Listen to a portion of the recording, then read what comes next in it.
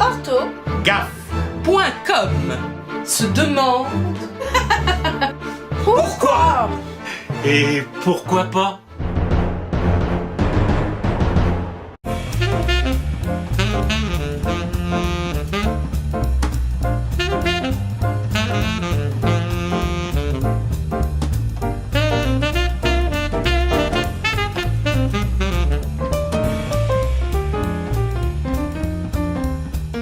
Vous savez, parfois, Monsieur Chapeau, j'ai l'impression que vous vous faites une fausse opinion de notre efficacité. Si.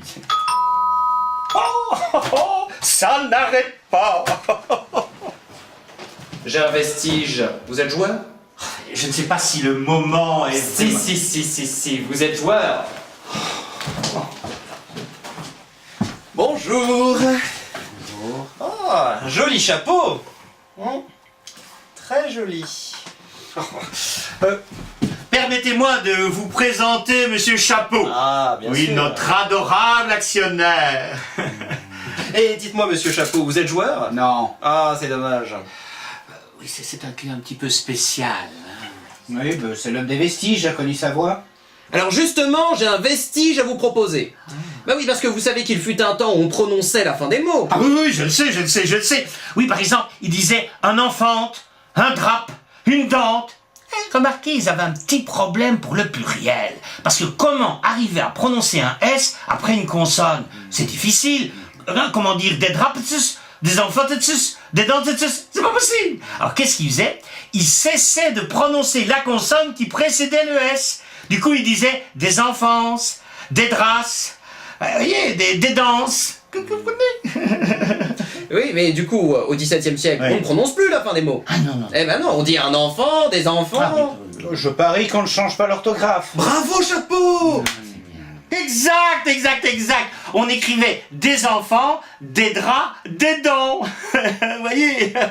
Et ça a duré jusqu'en 1835. Mais alors en 1835, l'Académie a décidé de remettre l'avant-dernière consonne des enfants TS aux grandes dames de Chateaubriand. Et de la Revue des Deux Mondes, qu'il a écrit ainsi jusqu'en 1917. Seulement, il nous reste un vestige. Un vestige. Oui, un vestige qui va vous coûter 100 € si vous ne trouvez pas. Alors, je vais vous donner un indice. Ce vestige s'explique notamment par la prononciation. Prononciation.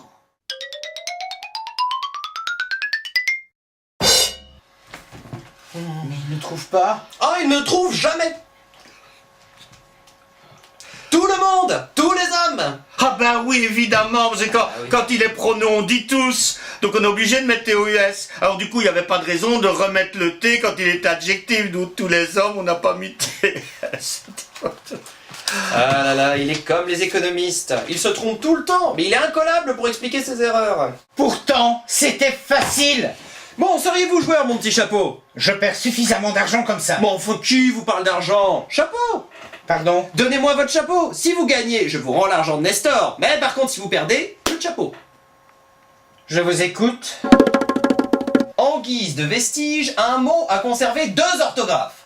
Lequel? Je ne sais pas si c'est une bonne idée. Taisez-vous, je cherche.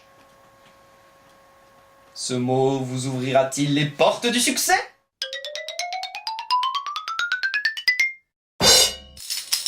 Clé!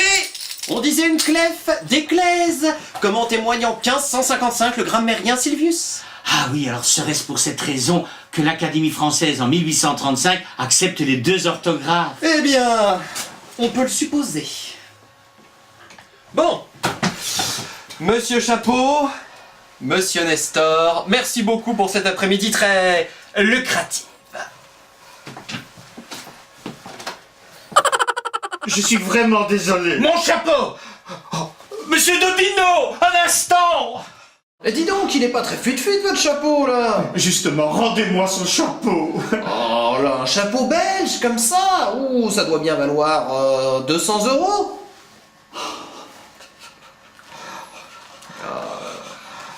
Oh, 220, j'en demandais pas tant, merci. Ah, merci. Au moins mon chapeau nous aura évité de perdre de l'argent.